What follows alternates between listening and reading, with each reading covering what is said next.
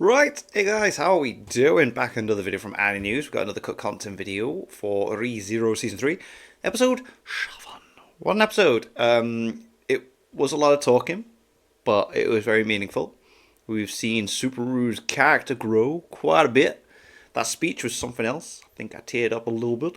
The music definitely helped add to the emotion and what was going on. But yeah, I think we got one more episode and then there's a break, isn't there, or something like that. So yeah, but let's see what was cut out. I imagine the speech maybe was longer, maybe more things were said. Don't know, reactions from other people that we didn't get reactions from.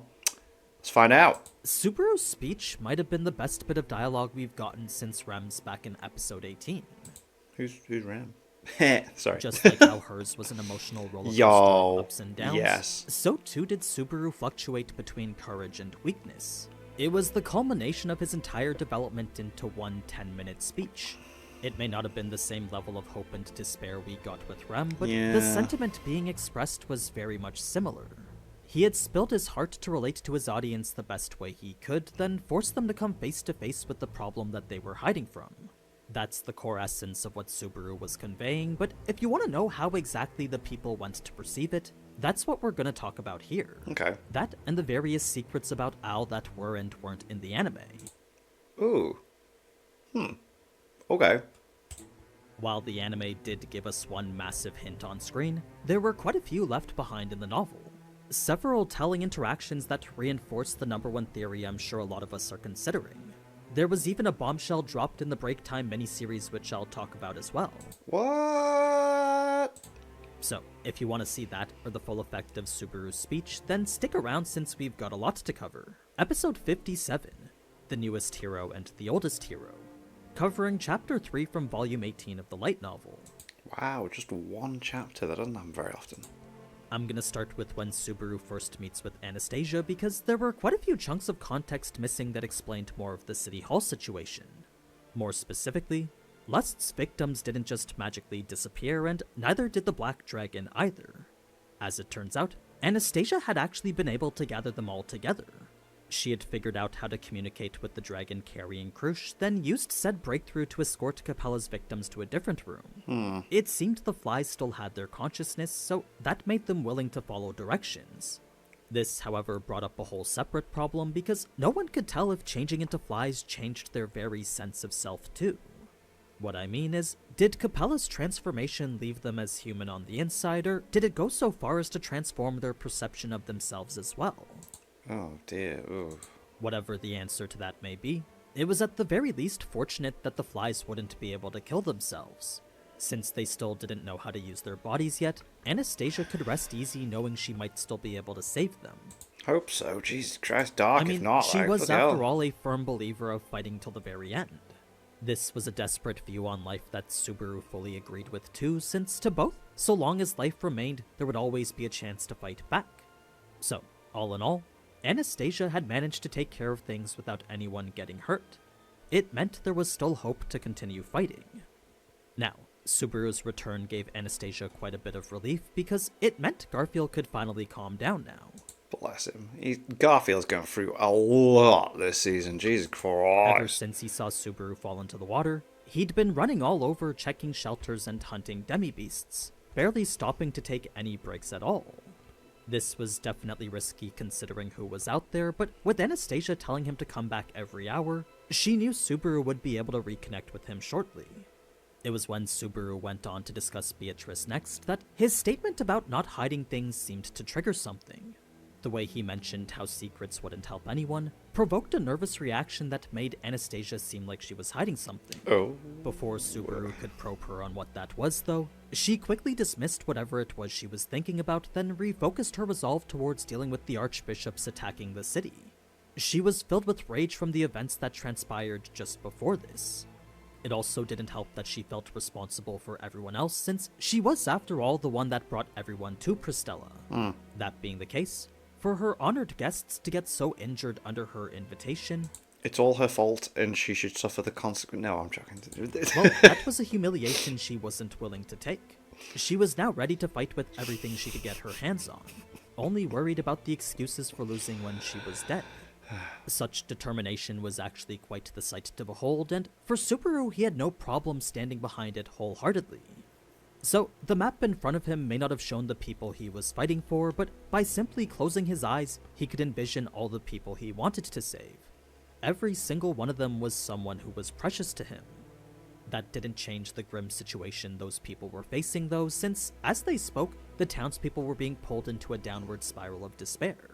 Sirius's authority, combined with the psychological effects of Capella's broadcast, created together the worst possible duet imaginable. Yeah, they do seem to be complementing each other's abilities and what they're doing to people, don't it?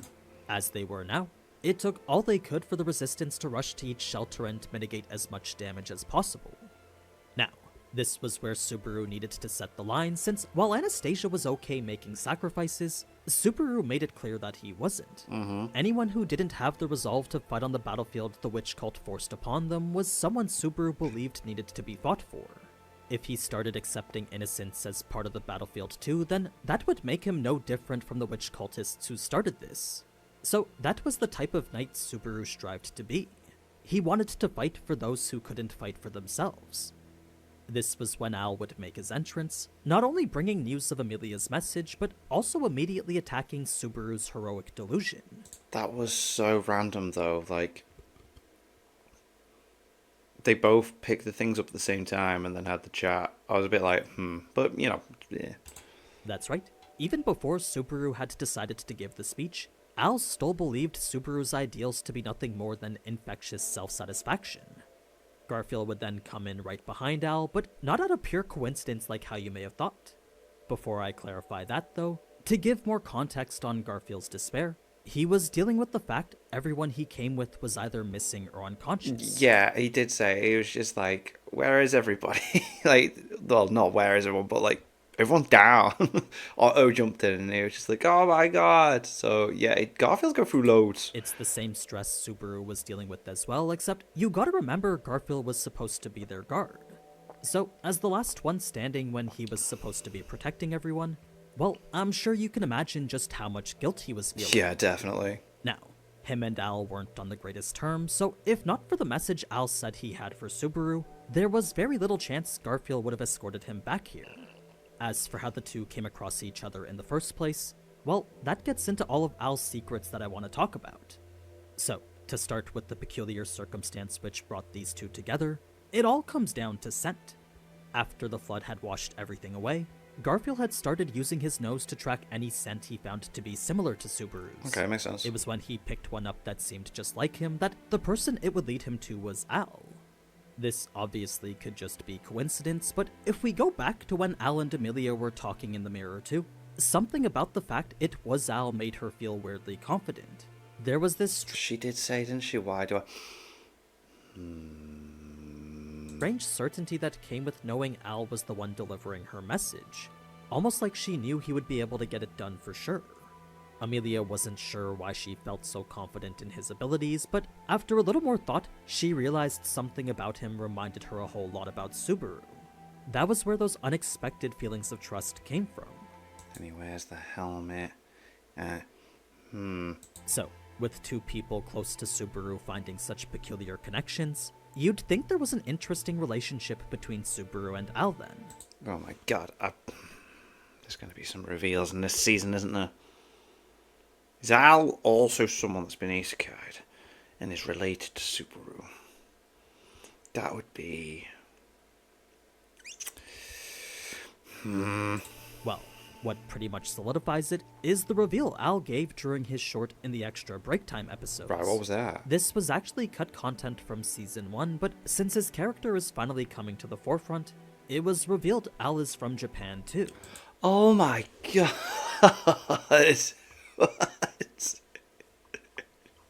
What? Right, alright. He had been isekai'd here over 19 years ago. Huh. He never did figure out how it happened, but it's not like he was trying to figure it out either. Whoa. He was more so just surviving any way he could. So, Al being from Japan could be the reason why he shares a similar scent, or Yeah. it could be something a little more complicated.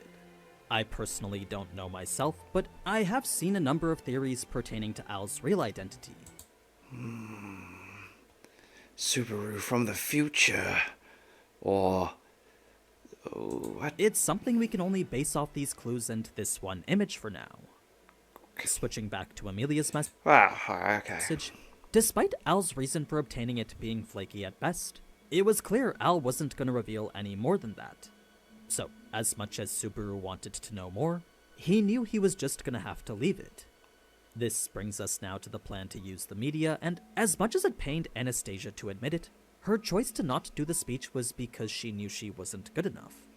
She'd thought about it from every angle, and But she realised she let everyone down by inviting them all into one spot and then everything going wrong, and she... from that she was able to conclude she wasn't capable of bringing the hope Subaru wanted to bring. No, she's only capable of bringing pain and destruction and suffering to all around her. It was a decision that definitely didn't come easy. Pain indicated by her clenched fists and trembling body. When all those hopes proceeded to fall on Subaru, the only thing he felt was that this was a gross overestimation of his abilities. It was the same feeling he got whenever he talked to Wilhelm, Krusch, and Reinhard.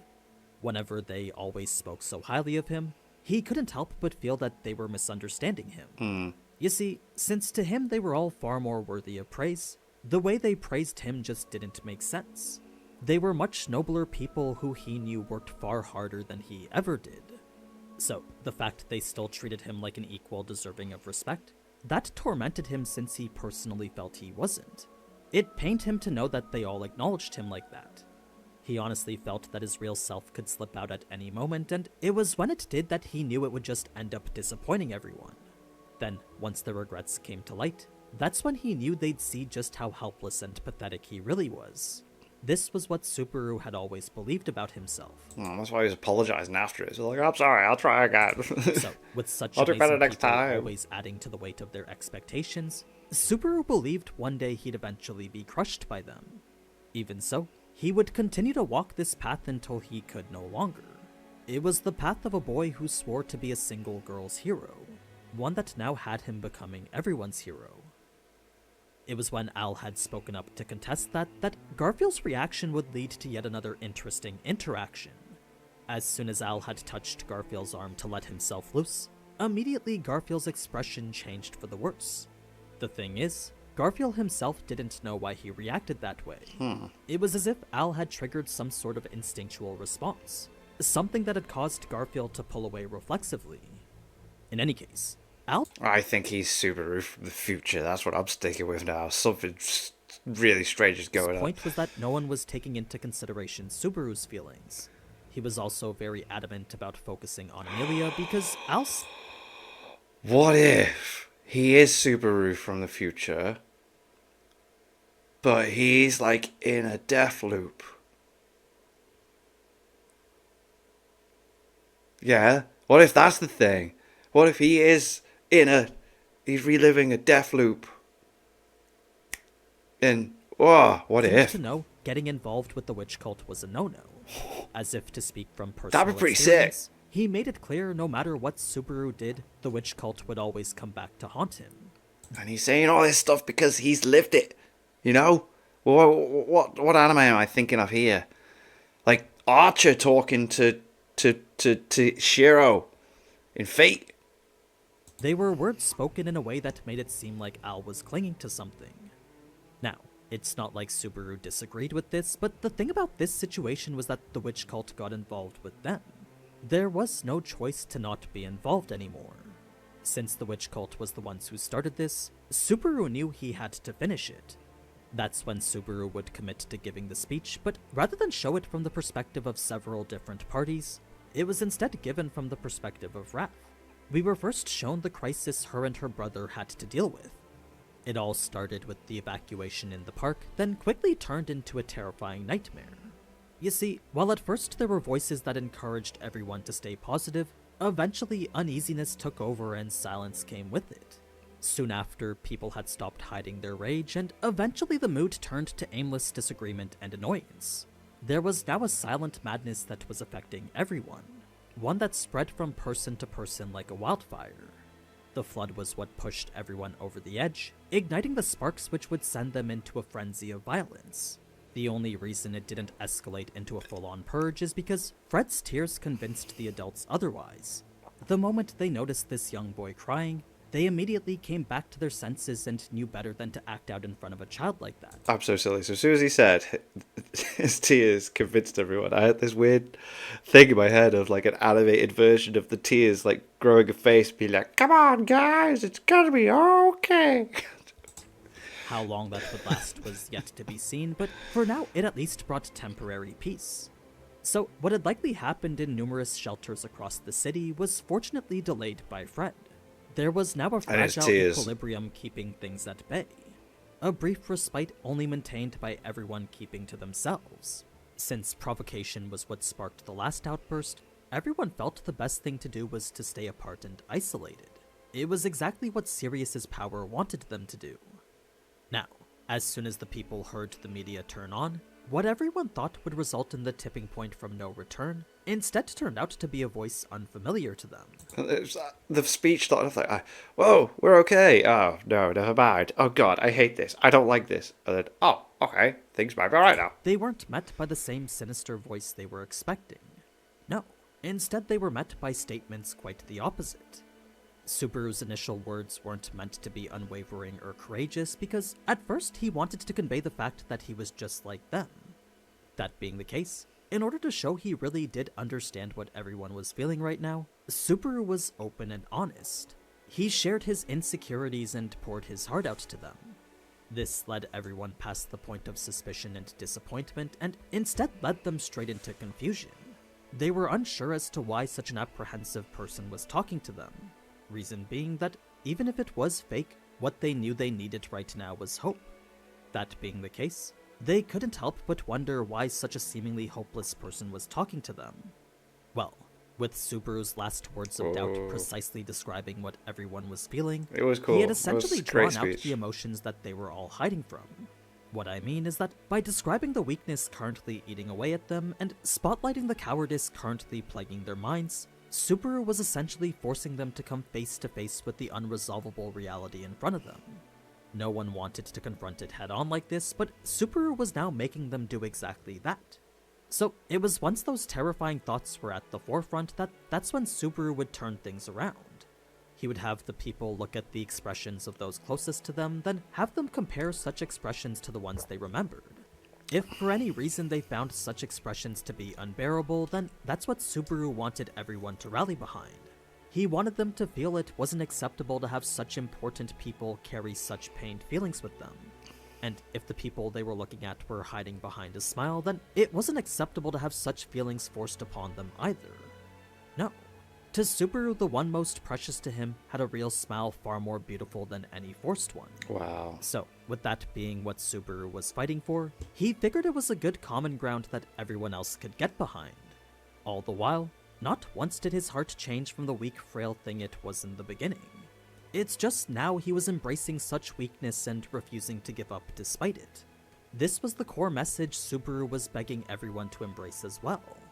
He wanted them to not give up because even though they were weak and even though they were forced against a threat far more powerful than them, there was still something out there worth fighting for. So, as Subaru asked them if he was the only one, their cries supporting him fought against the fear nestled deep within them. They felt they couldn't let the boy spilling his heart out stand alone. With his trembling voice, his meager encouragement, and his desperate plea, all of it resonated with their own shortcomings. It had made it so by standing up for him, they were also standing up for themselves too. It was when Subaru finally stated that he'd fight and he'd win that not a single person doubted whether he would or not. With the way that he had spoken to them, they absolutely trusted in his ability to make that statement come true. Just as how he trusted that they wouldn't give in to despair, everyone else believed he could pull out the victory. That's just how certain Subaru sounded here. So, when all was said and done, the whole speech was simply a boy who hid nothing from them. He had willingly hoisted everyone's hopes upon his shoulders, then swore to carry them to the end he knew they all wanted. No one knew what this boy even looked like, but at the very least they could pray for his fortune. If he was going to be the hero they all imagined him to be, then it was the least they could do for someone who was just like them. An average person struggling against the impossible for someone he deemed precious. Bro, fight the But power. yeah, that was Subaru's speech and Al's secrets, as an episode that culminates all of Subaru's developments Not all of Al's secrets. I really am sticking into to one that one. 10-minute speech. I gotta say, this is probably one of the best. It's right up there with Rem's speech from episode 18. I'm curious to know what you guys thought about it too, so let me know down in the comments. Now, before I go, don't forget to check out the Starforge Systems Freerun collab. The team behind this was some of the most genuine people I've met, so I honestly can't express how much of a passion project Does look this cool, was that for to them. be fair. Whether it's the PC or the desk mat, I promise the quality is very much worth the purchase. So, thanks again to Starforge for sponsoring this video, and you can check them out using my link down in the description. But anyway, until next time, Ciao. Yo, yeah.